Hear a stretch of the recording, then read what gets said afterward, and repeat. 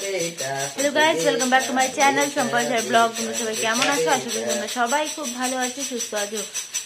এখন আমি যাচ্ছি রান্নাঘরে, রান্না তো করতে হবে। তো চলো কি কি করছি সেটা তোমাদেরকে না বলে দেখিয়ে দিচ্ছি করে।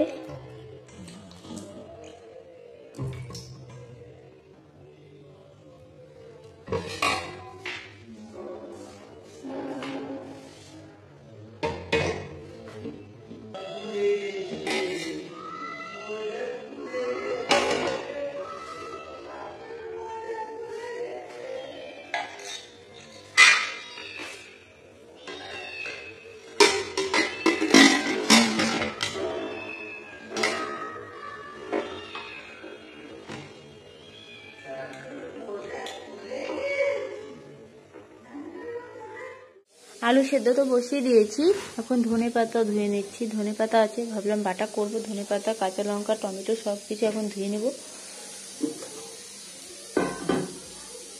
মেয়েকেও শুইয়ে দিলাম, আলু সেদ্ধ বসিয়ে চলে গেছিলাম মেয়েকে ঘুম পাড়াতে।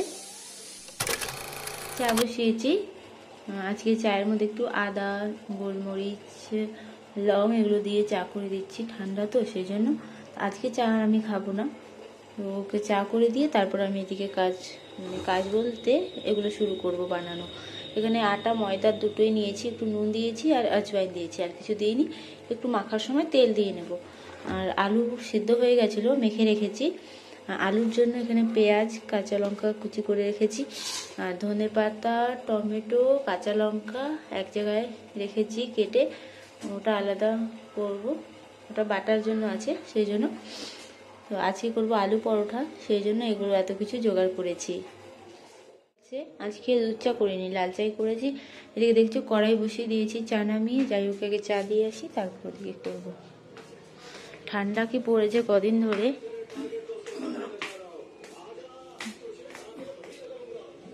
Good evening friend. মেয়ে তো ঘুমিয়ে আছে।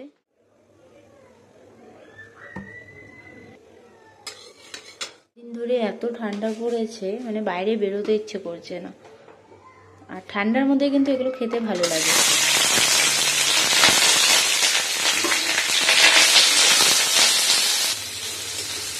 ভেবেছিলাম ভাত করব, কিন্তু আর ইচ্ছে করলো না ভাত রান্না করতে। ঠান্ডা আছে, ভাবলাম গরম গরম পরোটা করি, খেতে ভালো লাগবে ঠান্ডার মধ্যে। এগুলো তো আবার গরমের দিনে সেরকম খাওয়াও হয় না, ইচ্ছেও করে না খেতে। ঠান্ডার মধ্যে এগুলো খেয়ে মজা আছে বলো। মেয়ে ঘুমিয়ে আছে, তো এখন তাড়াতাড়ি আমি করে নিতেও পারবো। মেয়ে জেগে থাকলেও করে নিই, কিন্তু ওকে একটু দেখতে হয়, আবার এদিকে কাজ করতে হয়, অসুবিধে হয়ে যায়। এখন তো ঘুমিয়ে আছে, আর ওর পাপা আছে ওর পাশে, অসুবিধে হবে না। আমি এদিকে কাজগুলো তাড়াতাড়ি বানিয়ে নিচ্ছি খাবার রাতে। পেঁয়াজ লঙ্কার সঙ্গে আলুও ভেজে নিলাম। এমনিও ভরা যেত মেখে পেঁয়াজ লঙ্কা দিয়ে, একটু ভেজে নিলে না খেতে আরও বেশি ভালো লাগে। এটার মধ্যে আমি একটু লঙ্কার গুঁড়ো দিয়েছি, কাঁচা লঙ্কা তো দিয়েছি অল্প, সেই জন্য একটু লঙ্কার গুঁড়ো দিলাম, আর নুন দিয়েছি।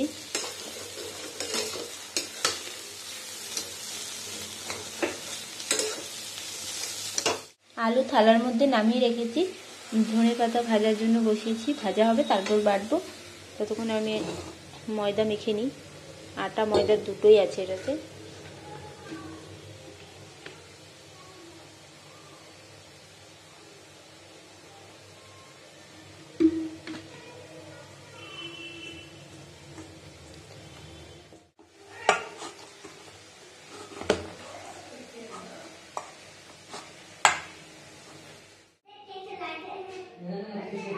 আলু ভরে রেখেছি, লিট্টির মতো বানিয়ে রেখেছি দেখো। এখন শুধু বেলে ভেজে নেব।